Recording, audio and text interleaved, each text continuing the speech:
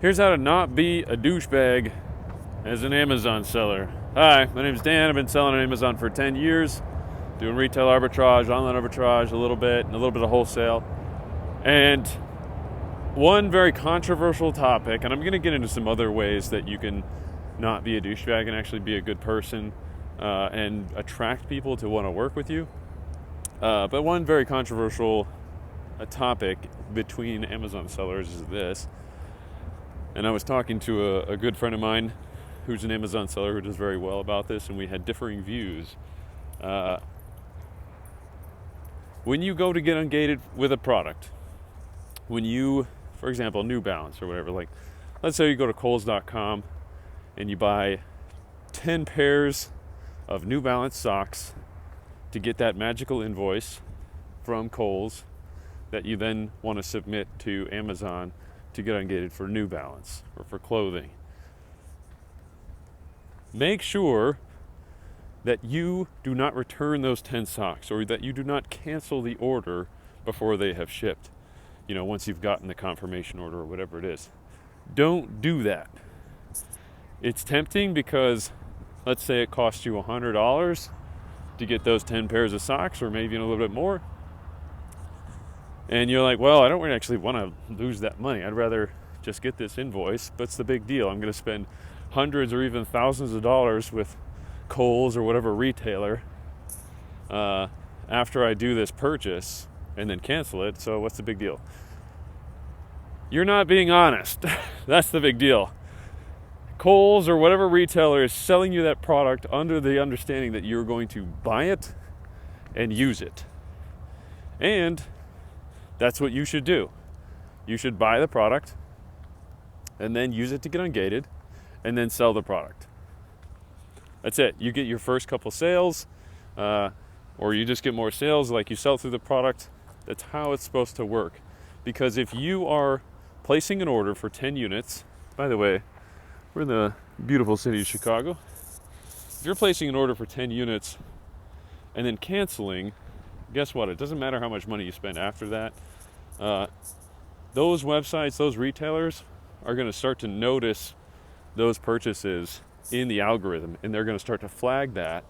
And I know for a fact that websites like soccer.com, for example, have either stopped giving out invoices or become very reluctant about it because they are aware of Amazon sellers buying 10 items and then returning or canceling the order. Because that's a very obvious thing. If somebody is just buying 10 units of the same item, that's going to get flagged in the system. So that's my encouragement to you, is to not do that, to follow through on your purchase, do what you say you're going to do, you know, because you can't have an agreement with the store like, hey, just give me this invoice and I'll spend $5,000. No. Be honest.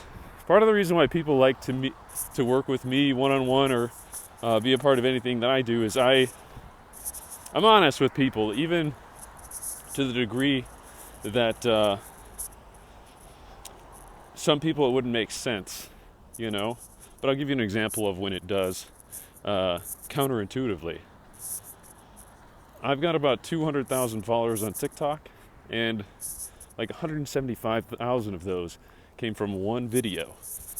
One video where I said, hey, I've been selling on Amazon. I did $1 million in sales last year, and I want to share what I know for free as much as I can, because I'm trying to be an actor and build up that career. So it'd be nice to have an audience for that, you know. And so guess what? Off of that one video where I said I was just going to share all my secrets, all my tips and tricks for free, 175,000 followers.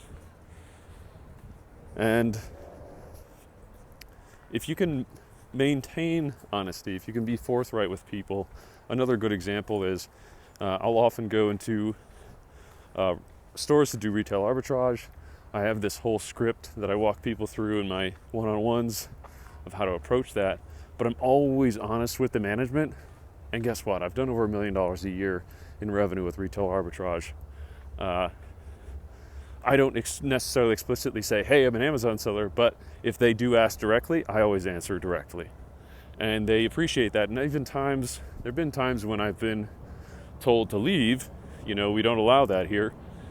And then later, I'll come back and just check in with them a few weeks or something, and then they'll be like, you know what, I actually really appreciated your honesty last time, so go ahead. So that's my encouragement to you. If this is your first business, whether it's retail arbitrage or online arbitrage, learn to be honest with people. It is such a rare thing at times these days. And so when people see that you're actually being upfront with them and honest with them, oh, there's a dog's coming over to say hi. They really, really appreciate that. And it's only served me very well. So, you want to say hi? One last analogy I'll give you, I'm going to put my book down here, is to run your business with an open hand. If you've got $100 in your hand and you close that fist like this, sure, nobody's going to be able to take that money. But if you open your hand, somebody might come along and take the money, and sure, you lose some of it, or your hand is open to receive. So keep that in mind.